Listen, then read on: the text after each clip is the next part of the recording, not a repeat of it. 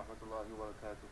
إن الحمد لله نحمده ونستعينه ونستغفره ونعوذ بالله من شرور أنفسنا ومن سيئات أعمالنا. من يهده الله فلا مضل له ومن يضلل فلا هادي له. وأشهد أن لا إله إلا الله وحده لا شريك له وأشهد أن محمدا عبده ورسوله. يا أيها الذين آمنوا اتقوا الله حق تقاته ولا تموتن إلا وأنتم مسلمون. يا أيها الناس اتقوا ربكم الذي خلقكم من نفس واحدة وخلق منها زوجها وبث منهما رجالا كثيرا ونساء واتقوا الله الذي تساءلون به والأرحام إن الله كان عليكم رقيبا. يا أيها الذين آمنوا اتقوا الله وقولوا قولا سديدا يصلح لكم أعمالكم ويغفر لكم ذنوبكم ومن يطع الله ورسوله فقد فاز فوزا عظيما. أما بعد. Saudara Nabi bersama hadir syahudin, saya mendengar ini dekat sekalian. Alhamdulillah, bersyukur kita kepada Allah Subhanahu Wa Taala. Kita menyambung pada tafsir kita musti ayat yang ke-16, 17, 18 dan 19. Iaitu firman Allah Subhanahu Wa Taala, A'udzu billahi minasyaitonir rajim. La tuharrik bihi lisanaka lita'jala bih. Inna 'alaina jam'ahu wa qur'anahu. Fa idza qara'nahu fattabi' qur'anahu. Thumma inna 'alaina bayanahu. Sadaqallahul azim. Janganlah engkau, wahai Muhammad, menggerakkan lidahmu untuk membaca Al-Quran kerana hendak cepat-cepat menguasainya. Sungguhnya atas tanggungan kamilah mengumpulkannya di dadamu dan membantumu pandai membaca. Apabila kami telah selesai membacanya, maka ikutilah bacaannya itu. Saya dengar ini hati dikasih Allah sekalian. Nanti yang terdahulu kita telah lihat. Saya dengan hati dikasih Allah sekalian. Hakikatnya manusia ni kalau kita lihat kesimpulan ayat yang lalu, dia sendiri tahu kejahatan dirinya. Itu sebab Nabi telah menggambarkan kebaikan. Dia tanya oleh seorang ayat yang berikutnya, kelompok yang berikutnya. Episod ini menceritakan tentang pendidikan Nabi SAW, pendidikan yang Allah berikan kepada Nabi SAW. Bagaimana Nabi menerima wahyu daripada malaikat. Ini kehebatan Quran yang kalau kita nampak seolah-olah cerita yang dahulu tergantung, tapi dia sudah memadai untuk menggambarkan kedahsyatan kiamat itu. Apa tujuan Allah SWT bawa kepada Nabi Muhammad SAW peringatan ini pula? Ini soalan yang timbul. Jadi Nabi yang SAW dahulu menerima wahyu ni dalam keadaan terburu-buru. Bila malaikat Jibril datang baca kepada Nabi yang SAW, maka Nabi pun mengikut, takut ya tafallat, takut tafallut, takut wahyu itu tak sempat dihafalnya, mengajar surah yang baru, surah lama masih tidak melekat dalam fikiran. Lalu Allah menjamin bahawa dia akan mengumpulkan Quran itu dalam dada Nabi SAW, apa yang Nabi terima dari malaikat Jibril. Jadi Allah juga akan menjelaskannya, mentafsirkannya, menerangkannya untuk Nabi SAW. Jadi yang pertama adalah menghafal, yang kedua adalah membaca, yang ketiga menjelaskan maknanya. Inilah yang Allah gambarkan, la tuharrik bihi lisanaka lita'jala bih. Itu juga kalau kita lihat surah Taha ayat 114. Wala ta'jalil Qur'an min qabli an yuqda ilaika wahyu wa qur rabbi zidni ilma. Janganlah kamu tergesa-gesa membaca Quran sebelum disempurnakan wahyunya kepadamu, wahai Muhammad. Dan katakanlah, wahai Tuanku, utamamu untuk baca Quran kerana nak cepat-cepat mengingatinya. Inna alaina jam'ahu wa qur'ana. Sungguhnya atas tanggungjawab kamilah untuk mengumpulkan Quran itu dalam dadamu, wahai Muhammad sallallahu alaihi wasallam. Wa qur'ana, dan menjadikan engkau pandai membacanya. Demikianlah yang saya kupas petik dari Sahih Tafsir Ibn Kathir. Jadi kitab Sahih Tafsir Ibn Kathir ni menarik, kena straight to the point. Bila kita nak melihat, memahami Quran ni, kalau dibawakan riwayat-riwayat, dia salah satu tafsir Quran dengan Quran yang sangat menarik. Kerana pendekatan yang dipilih oleh Ibn Kathir dan kemudian tahqiqkan oleh Safiur Rahman Mubarakpuri dengan mentahzibkannya, meringkaskannya, cenderungan masing-masing para ulama ini, ahli sunnah, semuanya adalah untuk memahamkan kita Quran dengan Quran. Apa tafsiran ayat ini dari perspektif surah yang lain. Jadi ada kesandingan yang luar biasa di antara ayat Quran ini kalau kita perhatikan. Jadi Quran, terjemahannya adalah untuk membuatmu pandai membacanya. Fa idza qara'na fattabi' Qur'ana. Apabila kami telah selesai membaca Quran ini, bila malaikat telah selesai membacanya, wahai Muhammad, bagaimana yang diberitakan oleh Allah, maka ikutilah bacaan itu. dengar dulu, kemudian baca sebagaimana yang dibacakan kepadamu. Summa inna alaina bayana, kemudian sungguhnya atas tanggungan kami, tanggungjawab kami ialah untuk memperjelaskannya. Maksudnya, setelah menghafal, membaca, maka kami akan menjelaskan, menerangkan, mengilhamkan maknanya kepadamu, wahai Muhammad, sesuai dengan yang kami kehendaki. Dalam sebuah riwayat Muslim-Musliman yang dirahmati dan dikasihi sekalian, riwayat dari Ibn Abbas, dan riwayat ini ada dalam Musnad Ahmad bin Hanbal, bahawa Rasulullah SAW ni menerima wahyu. Rasulullah menghadapi kesulitan dalam menerima wahyu, kesulitan untuk mengingat, maka Nabi pun menggerakkan bibir baginda sallallahu alaihi wasallam. Jadi kata Ibn Abbas berkata kepadaku, perawi hadis ini, saya juga menggerakkan bibir bila Nabi membaca kepada saya sesuatu perkara. Para sahabat ni bimbang kalau apa yang diajar Nabi sallallahu alaihi wasallam itu terlepas.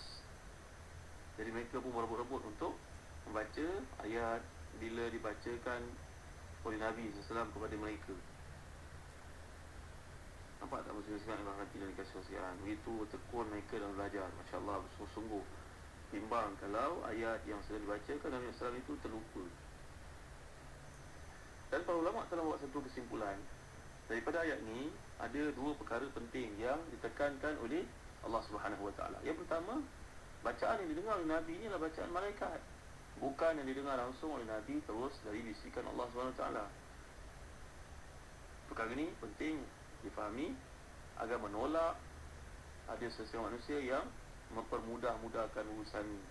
Ada yang mengatakan bahawa sebenarnya Nabi Muhammad ni dapat ilham je, dia dengar sendiri bisikan di telinganya, menyuruh baginda buat begitu, melarang baginda buat begini. Kemudian dengan mudah sahaja Nabi telah pun bersabda, ini adalah suara daripada Allah SWT. Sedangkan Nabi SAW sendiri mengakui bahawa suara yang didengarnya itulah suara malaikat, bukannya suara Allah SWT. Ini adalah hakikat pertama. Penekanan ayat ini adalah untuk memberitahu kita memang sebenarnya Nabi belajar dari malaikat Jibril AS. Perkara kedua pula kata para ulama tafsir, contohnya dalam tafsir Rijali Tabari, iaitu bila kami telah baca itu, Allah telah baca, maka ikutilah bacaan itu. Teranglah daripada ini bahawa bukan sahaja makna wahyu yang diterima Nabi langsung, tetapi kalimah-kalimahnya juga. Itu sebab Quran diistilahkan sebagai Al-Muta'abbad bitilawatihi. Quran ini ayat-ayatnya boleh dibawa dalam sembahyang. Berbeza pada hadis. Hadis itu hakikat dari Allah juga, tapi dia tidak boleh dibawa dalam sembahyang kerana dia tidak memiliki sifat ta'abud di sudut ayat-ayatnya, rangkap-rangkapnya. Jadi isi Quran ini tidak berubah langsung daripada apa yang dipelajari oleh Nabi dari Jibril alaihi salam. Dan dengan ketetapan ini tertolaklah semua taksiran setengah daripada manusia mengatakan bahawa isi wahyu diterima Nabi ini dan dengan perantaraan Jibril, adapun lafaz dan kalimah-kalimahnya karangan Nabi Muhammad SAW sendiri, gubahan bagi Nabi SAW sendiri. Ini adalah taksiran orang yang tidak faham tentang isu wahyu dan tidak faham maksud ayat-ayat Quran. Padahal kalau kita lihat dalam surah Al-Haqqah ayat yang ke-44, satu amaran tegas Allah SWT kepada para utusannya, tidak boleh meminda sebarang perkataan yang telah digunakan oleh Allah SWT. Lihat muslim-muslimat yang dirahmati dan dikasihi Allah sekalian. Contohnya dalam surah Al-Haqqah ni ayat ke-44. Walau taqawwala alaina ba'dal aqawil la akhasna minhu bil yamin thumma laqata'na minhu al-watin fama minkum min ahadin anhu hajizin. Sadaqallahul azim. Seandainya dia, iaitu Muhammad sallallahu alaihi wasallam, mengada-ngadakan sebahagian perkataan atas nama kami, ya, atas nama kami, nescaya benar-benar kami pegang pada tangan kanannya, kemudian benar-benar kami potong urat tali jantungnya. Summa laqata'na minhu al-watin fama minkum min ahadin anhu hajizin. Maka tidak ada seorang pun di kalangan kamu yang dapat menghalang kami dari melakukan perkara tersebut. Ini amaran Allah Taala. Mustahil Nabi nak memina-minda. Tapi ada di kalangan musyrikun orientalis yang mengatakan bahawa sebenarnya Nabi ni dengar daripada Jibril, kemudian Nabi mengubah sendiri ayat-ayat baginda sallallahu alaihi wasallam jadilah Quran. Nampaknya dalam ayat yang sedang kita bacakan tegas, memang tidak ada ruang untuk Nabi menambah apa jua ayat yang terdapat dalam Quran Karim. La tuharrik bihi lisanaka lita'jala bihi. Inna alaina jam'ahu wa qur'ana fa idza qara'nahu fattabi' qur'ana Summa inna alaina bayana.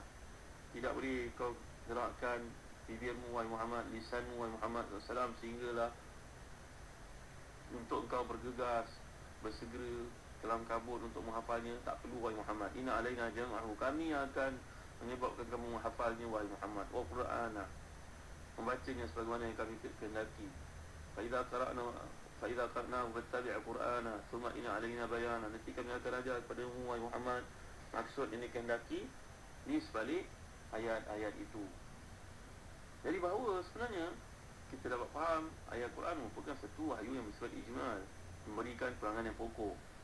Bacaannya, penjelasannya secara terperinci, itu tanggungjawab Allah SWT juga, dengan memberikan petunjuk kepada Nabi SAW, sehingga Nabi memahami, Nabi memiliki kecerdasan yang luar biasa. Dan Jibril datang disuruh oleh Allah SWT untuk mengajar beberapa perbuatan berkaitan dengan ibadah. Contohnya dalam Quran sebut perkataan wa aqimus salah, dirikan salat. Bagaimana cara dirikan salat? Berapa kali rukuk, berapa kali sujud, berapa rakaat setiap sembahyang.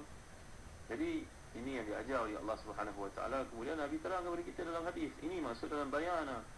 Jangan ada di kalangan kita seperti disifatkan dalam hadis. Seorang duduk di atas kursi malasnya, lalu dia kata, ma wajadna fi hadzal Quran, cukuplah apa yang ada dalam Quran ni, apa yang ada dalamnya, yang halal kita halalkan, yang haram kita haramkan. Dia tidak faham bahawa sebenarnya Nabi Muhammad SAW juga dikurniakan ala ini utitu al-Qur'ana wa mithlahu ma'ahu. Aku juga mendapat sesuatu yang sama bersama Al-Quran, iaitu al-hadis.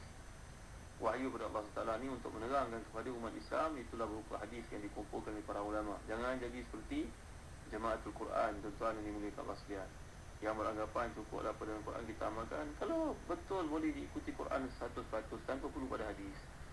Ada tak dalam Quran nyatakan berapa rakaat salat subuh? Ada tak dalam Quran menerangkan tentang berapa rakaat sembahyang asar sebagai contohnya? Ada tak menyatakan bagaimana kadar yang tertentu berkaitan dengan segala yang Allah SWT tetapkan? Haji sebagai contohnya, ada terperinci penjelasannya. Tidak ada, tuan-tuan yang dimuliakan Allah sekalian. Datang hadis Nabi SAW untuk menerangkan berlaku pengalaman tersebut kepada para sahabat, lalu Nabi menjelaskan. Jadi hadis termasuk dalam konteks bayan. Jadi tuan-tuan berhati dan dikasih Allah sekalian. Dengan sebab itu, ilmu tentang sunnah ini pun menjadi ilmu yang tersendiri dalam Islam. Sebab keterangan-keterangan tentang sunnah Nabi itu dikumpul daripada riwayat-riwayat yang diterima, dinilai perkataan itu, dinilai siapa yang meriwayatkannya, untuk disisihkan mana yang tidak berkenaan dan yang mana sahihnya yang benar-benar boleh dipertanggungjawabkan, itu dianggap sebagai sahih. Mana yang lemah dipanggil sebagai dhaif. Bahkan ada yang maudhu', iaitu yang palsu, yang harus dibuang sekali, dibuang terus, jangan dibawa. Maka inilah yang dimaksudkan summa inna alaina bayana. Kemudian kami akan bertanggungjawab untuk menjelaskan kepada kamu wahai Muhammad, untuk kamu bawakan kepada mereka keseluruhannya. Muslim-muslimat yang dirahmati dan dikasihi Allah sekalian. Jadi ini maksud ayat yang berkaitan dengan peringatan Allah SWT kepada Nabi Muhammad SAW agar jangan tergupur-gapah. Dan belajar ni sabar.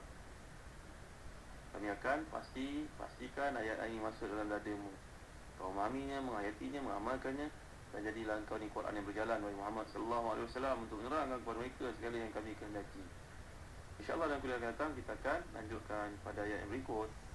Allahu a'lam wa sallallahu ala sayyidina Muhammad wa ala alihi wa sahbihi wa baraka wa sallam. Walhamdulillahi rabbil alamin. Wa barakallahu fikum. Wassalamualaikum warahmatullahi wabarakatuh.